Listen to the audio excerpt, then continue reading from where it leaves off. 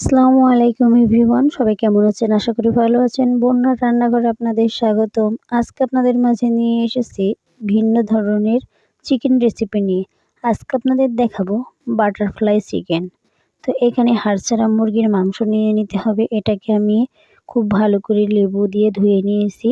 এর মধ্যে পরিমাণ মতো লবণ, হাফ চা চামচ গরম মশলা গুঁড়ো, হাফ চা চামচ চাট মশলা, হাফ চা চামচ হলুদের গুঁড়ো, হাফ চা চামচের একটু বেশি মরিচের গুঁড়ো, হাফ চা চামচ করে আদা রসুন পেঁয়াজ জিরা বাটা খুব ভালো করে দিয়ে মাখিয়ে নিব। এটা রেস্টে রেখে দিতে হবে আধা ঘন্টা থেকে 1 ঘন্টা।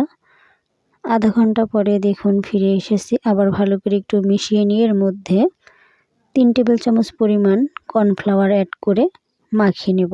এতে খুবই ক্রিস্পি হবে।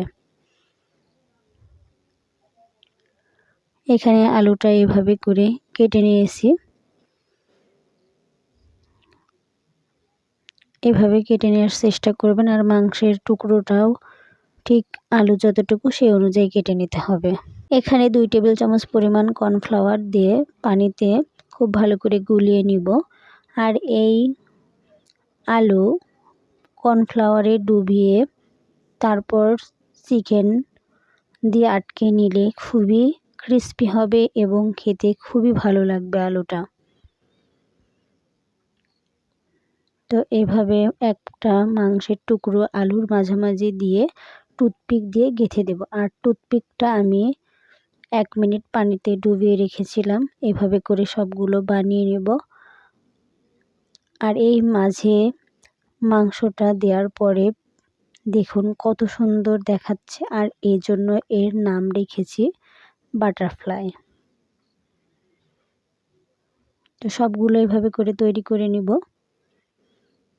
আলুটা ভাঙবেও না ছিঁড়বেও না।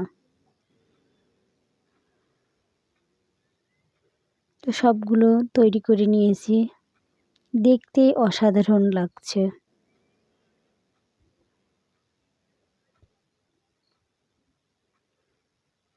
তো এখন এগুলো আমরা ভেজে নেব। তো চুলাতে তেল বসিয়ে দিয়েছি। তেলটা একটু গরম হয়ে গেলে এর মধ্যে এক এক করে দিয়ে দিব। দিয়ে দেওয়ার পরে চুলার যে তাপ দেওয়া আছে সেটা অবশ্যই কমিয়ে দিতে হবে। আগেই নাড়াচাড়া করা যাবে না, কিছু সময় রাখার পরে উল্টে দিতে হবে। নতুন বন্ধু যারা আমার ভিডিওটি দেখছেন অবশ্যই আমার চ্যানেলটি সাবস্ক্রাইব করে পাশে থাকবেন এবং বেল বাটনটি অন করে রাখবেন।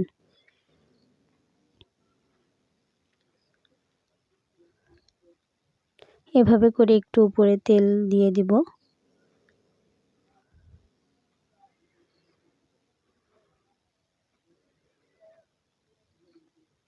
তাড়াহুড়া করে উল্টাতে যাবেন না, কিছু সময় রাখার পরে উল্টাবেন, তাহলে খুব বেশি উল্টানো পাল্টানো লাগবে না। একটা সাইড ভালো করে হয়ে গেলে আর একটা সাইড হতে সময় লাগে না।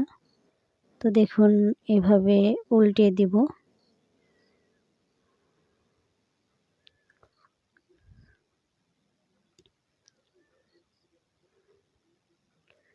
আপনারা তো চিকেনের অনেক রেসিপি করেছেন। সন্ধ্যা বিকেল বা গেস্ট আসলে আপনারা ইউনিক এই রেসিপিটি করতে পারেন। অসাধারণ টেস্ট, দেখতে যেমন সুন্দর লাগবে খেতেও দুর্দান্ত লাগবে। তো আবার উল্টিয়ে দিচ্ছি। দেখুন চিকেনের সাইডটা কত সুন্দর হয়ে গেছে। আর কিছুক্ষণ রাখলে এই আলুর সাইডটা হয়ে যাবে। যেগুলো হয়ে গেছে আমরা তুলে নিব।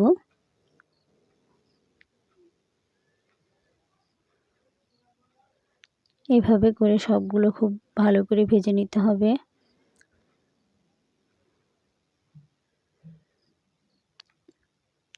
চিকেনের রেসিপি আমিও অনেক রকম করে করেছি, কিন্তু এই বাটারফ্লাইটা ফার্স্ট টাইম। ভাবতেই পারিনি যে কর্নফ্লাওয়ার দেওয়ার কারণে আলুটা এতটা ক্রিস্পি হবে। পরিবেশন করে নিয়েছি।